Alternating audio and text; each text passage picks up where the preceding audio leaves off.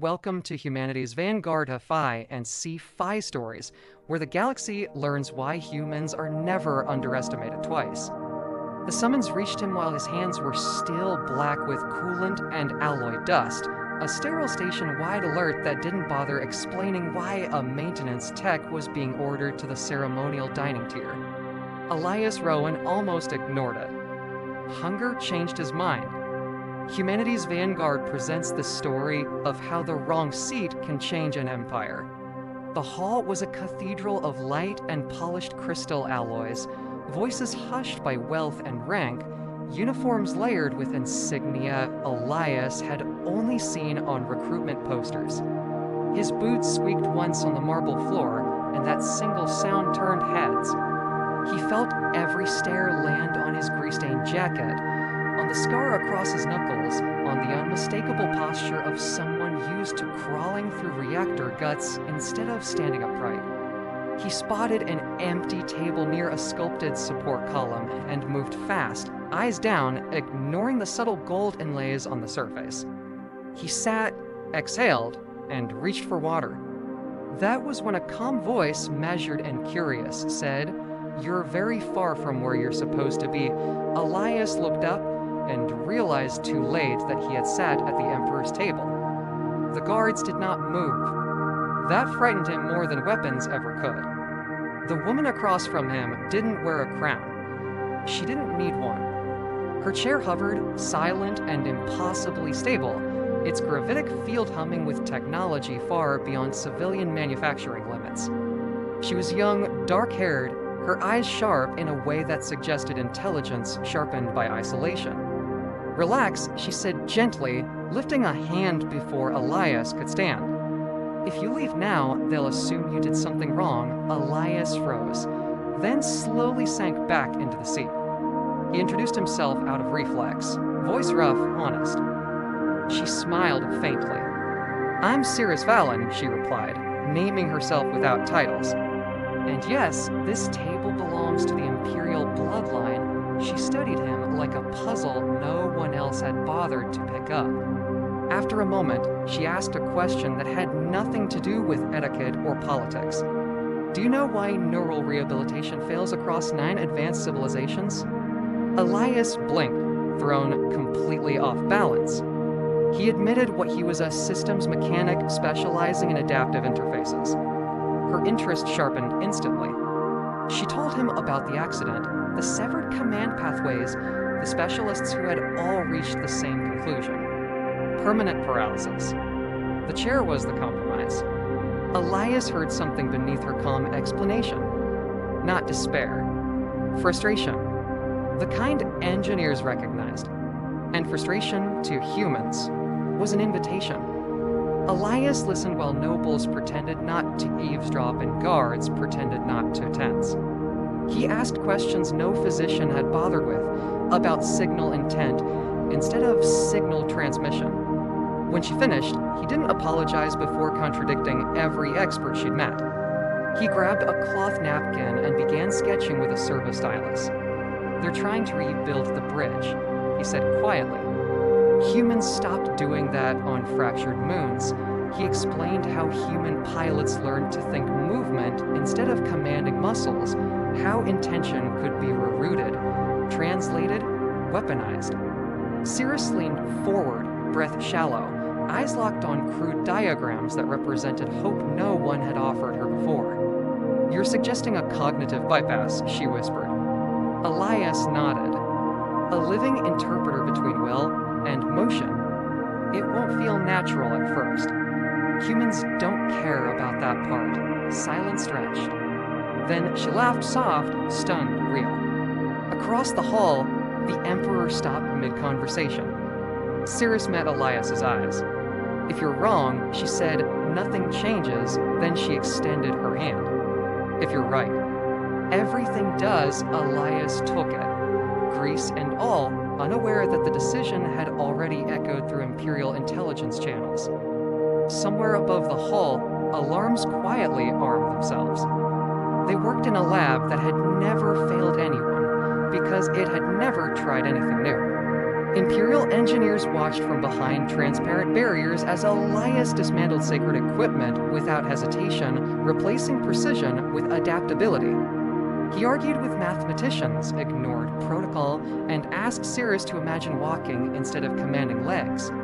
Progress was not elegant. It was human. The first successful impulse made the hover chair shudder violently, triggering security lockdowns across the sector. Guards stormed in. Generals shouted. Elias stood his ground, refusing to stop. "You don't interrupt a translation mid-sentence," he snapped. Cirrus focused, jaw clenched, sweat beating at her temples. The chair descended a centimeter. Only one. The room went silent. That single movement rewrote centuries of medical certainty. Data spiked beyond projected tolerances. Imperial eyes flagged the process as unstable, dangerous, forbidden. The Emperor arrived personally, his presence compressing the air. He watched his daughter strain, watched a human mechanic refuse to kneel. "Explain," the Emperor commanded. Elias didn't look at him. "She's learning a new language," he said. "And you don't punish someone for mispronouncing their first word." The Emperor ordered the project terminated anyway. Termination didn't mean shutdown. It meant seizure. Imperial doctrine classified Elias's work as a potential military asset the moment it succeeded. Security drones moved in. Elias reacted faster than protocol allowed, ripping out a manual override he'd installed without permission. The lab lights flickered. Cirrus screamed as feedback surged, her neural load spiking beyond safe limits. Elias slammed his palm against the interface, rerouting everything through himself, using his own nervous system as a grounding path. Humans were good at absorbing punishment. The Emperor shouted for medics. Elias shouted back that stopping now would kill her. For 3 unbearable seconds, nothing happened. Then Cirrus's foot touched the floor. Not by command, by decision. She stood shaking, imperfect, defiant. The Emperor's certainty fractured in real time. Alarms died. Guards lowered weapons they hadn't realized they were aiming. Elias collapsed, nerves screaming, consciousness flickering. As medics rushed in, Cirrus stood unaided for exactly 4 seconds before falling to her knees. She was laughing, crying, alive in a way the Empire had denied her. Elias lost consciousness hearing the Emperor say one word into his com. "Contain." The Empire tried to own the breakthrough. Humans responded as they always did. They shared it. Elias vanished into recovery while human networks dissected the process, simplified it, stripped it of Imperial control structures. Within weeks, paralyzed veterans across 3 systems took their first steps. The Empire issued cease orders. Humans ignored them. When Elias finally woke, Cirrus was walking beside his bed, unassisted, scars visible, posture untrained but proud. "They're calling it dangerous," she said quietly. "They're calling you reckless," Elias smiled weakly. "That's how we know it works. Outside the hospital viewport, ships moved. Human ships. Too many." Cirrus stopped walking.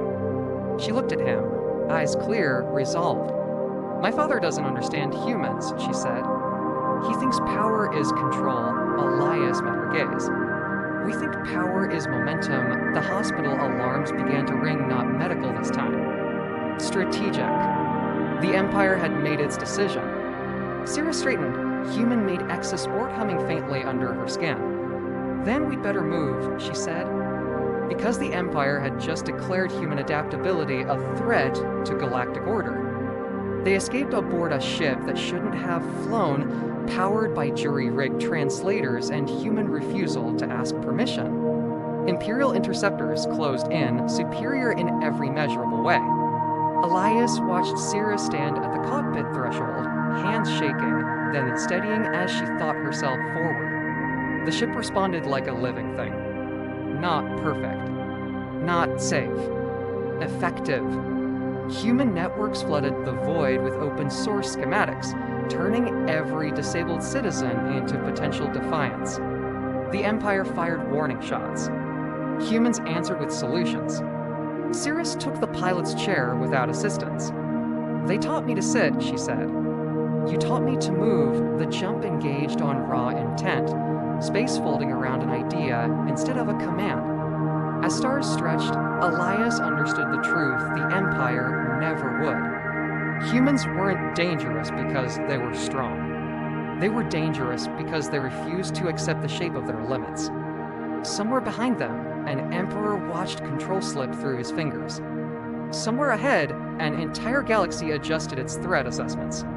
Humanity didn't conquer that day. It demonstrated something far worse. That survival was a creative act.